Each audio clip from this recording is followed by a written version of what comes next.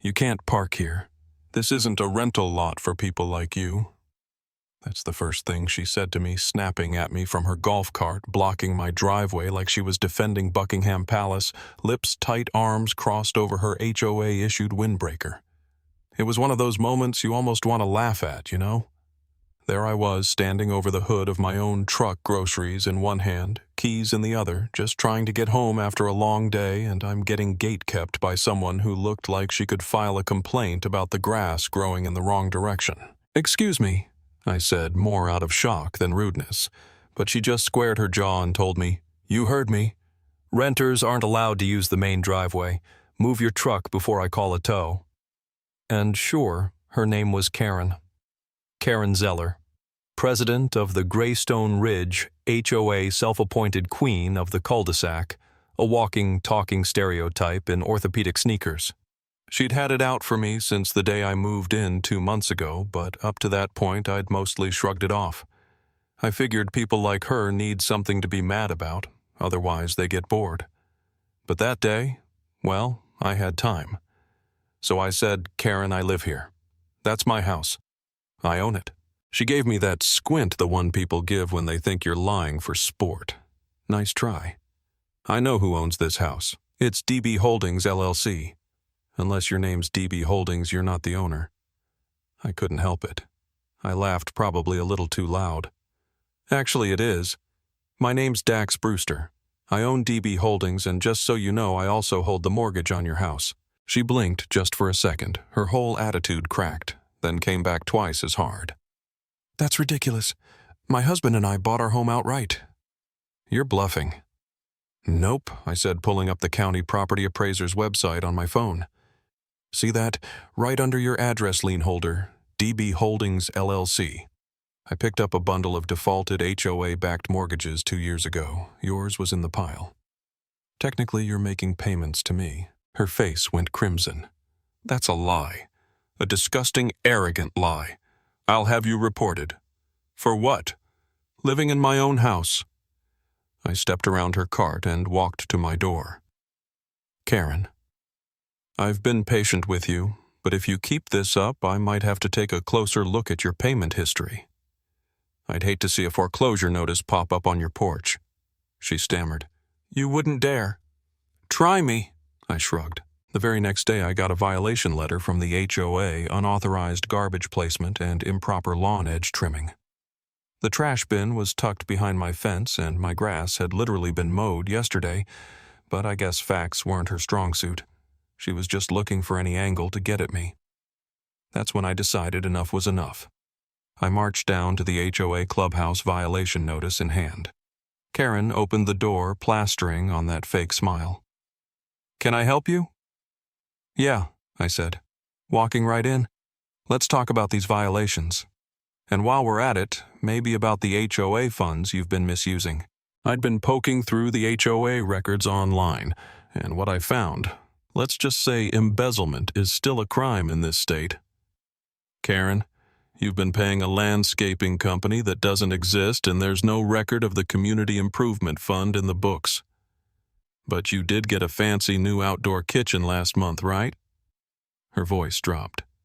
"You have no idea what you're talking about." I leaned in, quiet but clear. "I've got bank statements.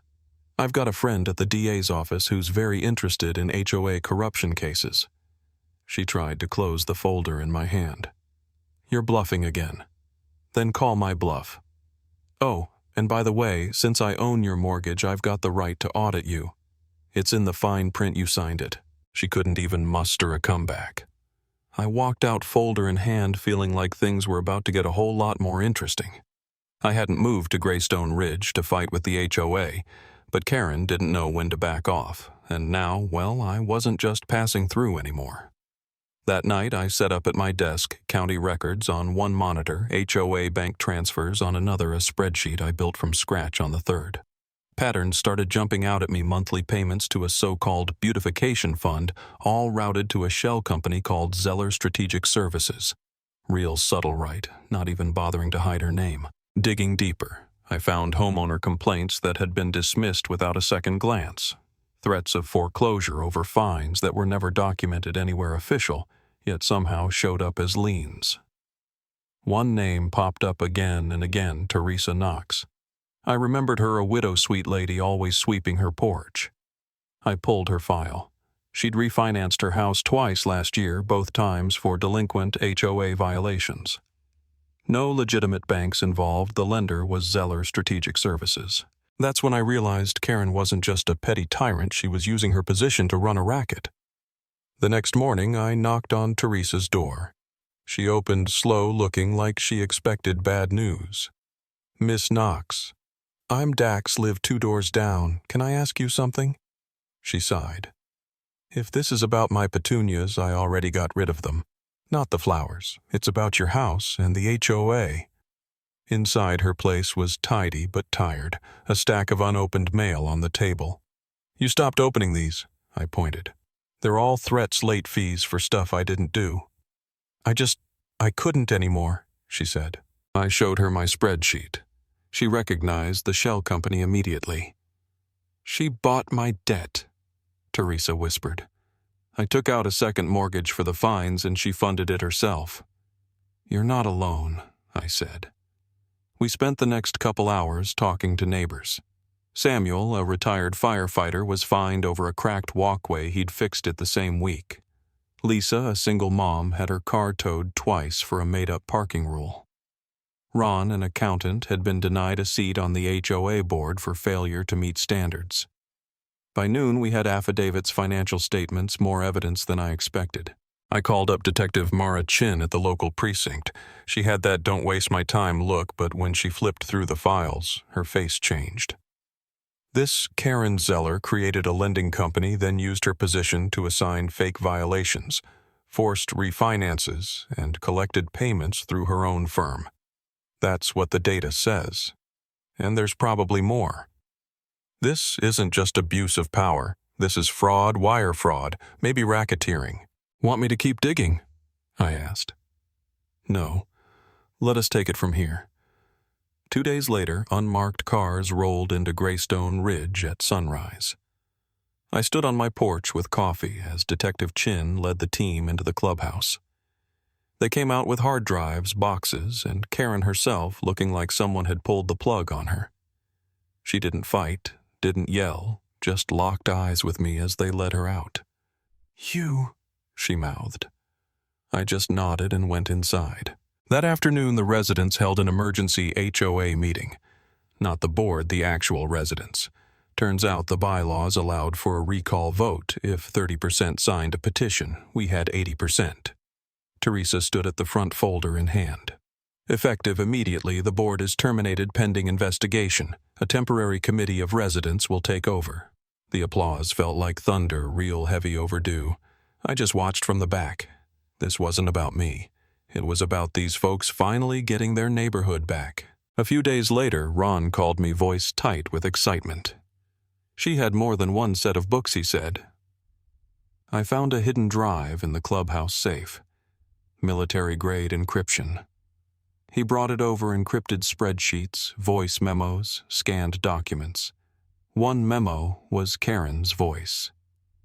"Get the lien notices out before the 4th. We need 3 more to trigger escrow releases before the audit comes in." Ron leaned in. She was cashing in on homeowner insurance, filing fake violations to tap the insurance reserves. I closed the laptop. This isn't just HOA corruption. This is federal. The next morning, I met with Chin and the city's financial crimes unit. She said, "We're sending this to the state attorney general. Insurance fraud crosses state lines. Could be RICO. She's got layers," I said. "Shell firms, fake inspections. It's a web. And we're pulling every thread." Meanwhile, the temporary committee held elections. Ron, Teresa, and others stepped up. I stayed out. My job was making sure no one pulled this again, not running the show. During the meeting, I noticed a man in a dark blazer, sunglasses, taking notes. Looking for something, I asked, just following up for HUD. "You must be Brewster. You saved a lot of people here. We've seen this in Florida. Arizona, never this organized. She built it on data." He called it a micro-siege model, said it'd be a case study. That afternoon, the phone rang, a number I didn't know. This is Assistant U.S. Attorney Dana Clean. You're a key witness in a federal indictment: wire fraud, mail fraud, insurance, fraud, racketeering, elder abuse. We're working with DOJ financial crimes. What about the money she took? We've frozen assets.